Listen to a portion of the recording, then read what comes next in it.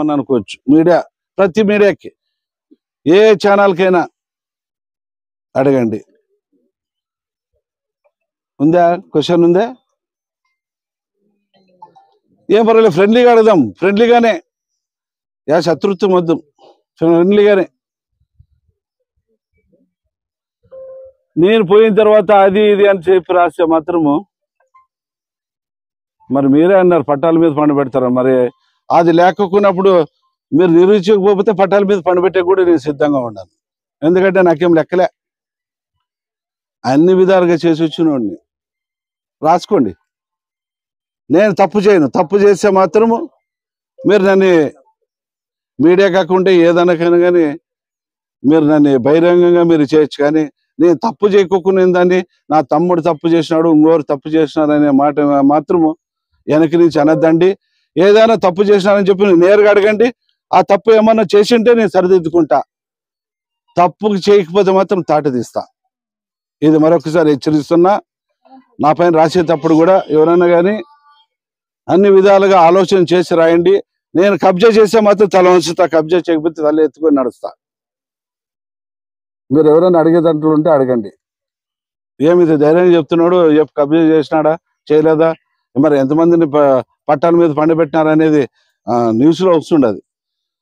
ఇదే కోరిక మేరకు నిన్ననే మా కార్యకర్తలతో, మా నాయకులతో, మా కుటుంబ సభ్యులు, తెలుగుదేశం కుటుంబ సభ్యులతో కూర్చున్నప్పుడు నా పరిపాలన బాగలేదు, ఒక ప్రతి ఒక్కరు అన్నదమ్ములతో ఎమ్మెల్యేలుగా ప్రవర్తిస్తారని చెప్పేసి ఏ మీడియా సోదరులు అంటున్నారు, మీ అభిప్రాయం అని అడిగితే ప్రతి ఒక్కరు అన్నాళ్ళు. మరి వాళ్ళ మాటల్లోనే అడుగుదాం.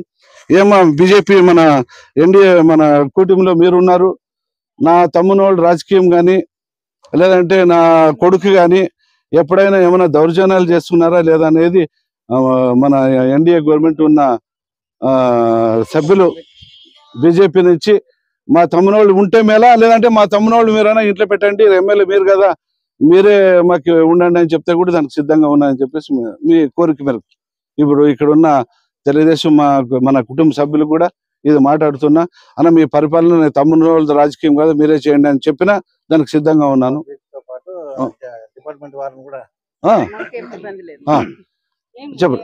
చెప్పండి మీరు మీడియాకి. ఇబ్బంది ఏం లేదు. మన గుంతకల్లో గుమ్మనూరు జయరామన్న గారు నిజంగా ఆయన వచ్చి 7 నెలలు అయింది. అందరికీ సమానంగా, అంటే ఎన్డీఏ కూటమి సభ్యులకు, జనసేన కానివ్వండి, బీజేపీ నాయకులకు కానివ్వండి, సమానంగా చూసుకుంటూ ఏ కార్యక్రమాలకైనా వాళ్ళు మమ్మల్ని ఇన్వైట్ చేస్తున్నారు. ఇంకోటి వాళ్ళ తమ్ముళ్ళ గురించి అడిగితే కనుక అన్న లేనప్పుడు, అందుబాటులో లేనప్పుడు అన్న లేని లోటు వాళ్ళు తీరుస్తున్నారు ప్రజలకి.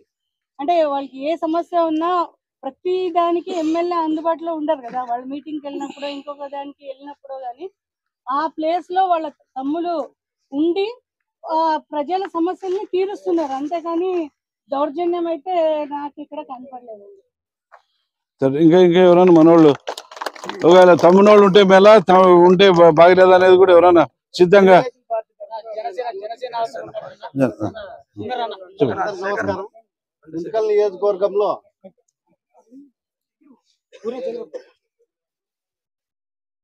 నియోజకవర్గంలో గత పోయిన ప్రభుత్వంలో ఎవరు బాగుపడినారు, ఎవరు బాగుపడినారనేది మీడియాకి తెలిసే ఉంటుంది. ఆ నాయకులు బాగుపడినారు కానీ పేదవాళ్ళు బాగుపడలేదు.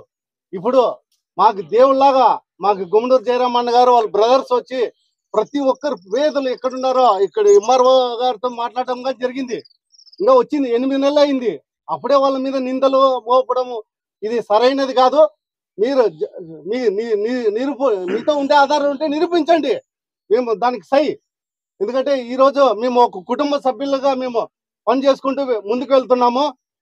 ఈరోజు చెప్తున్నాను, ప్రతి ఒక్కటి ఇదే కాదు, మా నారాయణ సమ్మన్న కానీ ఏదన్నా కానీ ప్రతిదీ అందరి కలుపుకునే విధంగా వెళ్తున్నారు. వాళ్ళు ఎటువంటి దౌర్జన్యానికి పాల్పడలేదు. ఇది సభాముఖంగా నేను దైవ పూర్వకంగా నేను చెప్తున్నాను అని మనవి చేసుకుంటున్నాను. జై హింద్. తెలుగుదేశం పార్టీ తరఫున చెప్తున్నా. ఎక్స్ కౌన్సిలర్ నేను, నా భార్య కూడా ఎక్స్ కౌన్సిలర్. ఇంతమందిని నేను కూడా చూసాను, ఎమ్మెల్యేలని, ప్రభుత్వాన్ని అన్ని చూసిన. మొన్న కూడా వైఎస్ఆర్ ప్రభుత్వంలో కూడా చూసిన. నా వార్డులో చాలా మంది పేదవాళ్ళకి స్థలాలు ఇచ్చి కబ్జా మొత్తం అన్ని కబ్జా చేసి వాళ్ళు ఇంట్లో పనిచేసే వాళ్ళకి ఆఫీసర్లకి అంటే వాళ్ళ ఇంట్లో పనిచేసే వాళ్ళకి వాళ్ళ వర్కర్లకి కార్యకర్తలకి ఇచ్చుకున్నారే తప్ప మిగతా బీదోళ్ళు పట్టాలు తీసుకుని నాశనం చేసి చాలా మందిని ఇచ్చేస్తున్నారు. మన జయరామన్న ఎమ్మెల్యే అయిన తర్వాత 7 నెలలు 8 నెలలు దగ్గర అవుతా ఉంది. ఇంతవరకు అయింది ఏ నాయకుడు కూడా కార్యకర్తను పిలిచి నువ్వు ఇది కావాలా ఏం కావాలని అడిగి ఎప్పుడు చేసింది లేదు. మన జయరామన్న అయితే ఈ 7 నెలల్లో ఏ కార్యకర్త పోయినా కూడా అంటే నాయకుడు అనేది లేకుండా కార్యకర్తకు కూడా సాయం చేసి పనులు చేసి ఈ రోజు ఇస్తున్నాడు. దౌర్జన్యం అది ఇది అంటే వాళ్ళు ఇంతవరకు దౌర్జన్యం ఎక్కడ చేసింది కూడా లేదు. ఊరినే TV9 ఆన్ అది దాంట్లో దీంట్లో ఊరినే ఇచ్చేస్తున్నారు తప్ప వాళ్ళకి వచ్చింది అంటే ప్రూఫ్ తో సహా వస్తే అన్న సవాల్ చేస్తున్నాడు, దానికి మీరు అంగీకరించాలి. ఇంకోటి అదే పనిగా దౌర్జన్యం చేస్తున్నారు అని ఇచ్చేస్తున్నారు. 24 గంటలు నారాయణ సామన్న గారు గుంటకల్లో ఉంటూ పేదలకు ఏది వచ్చినా కూడా పోలీస్ స్టేషన్ వచ్చినా రెవెన్యూ ఆఫీస్ వచ్చినా ఆయన సేవలు చేసుకుంటూ ఇచ్చేస్తున్నాడు. ఎమ్మెల్యే గారు ఏదైనా ఊరికి పోయినప్పుడు ఆయన ఉన్నప్పుడు ఉండి చేసి ఇచ్చేస్తా ఉన్నారు. మన గుంటకల్లో మాత్రం గిరిజనాలు అంటే ఎమ్మెల్యే గారు ఎవరు చేయలేదు. మా తెలుగుదేశం కుటుంబ సభ్యులంతా మేము ఇప్పుడు జయరామన్న ద్వారానే మేము బాగున్నామని మేము తెలియదు.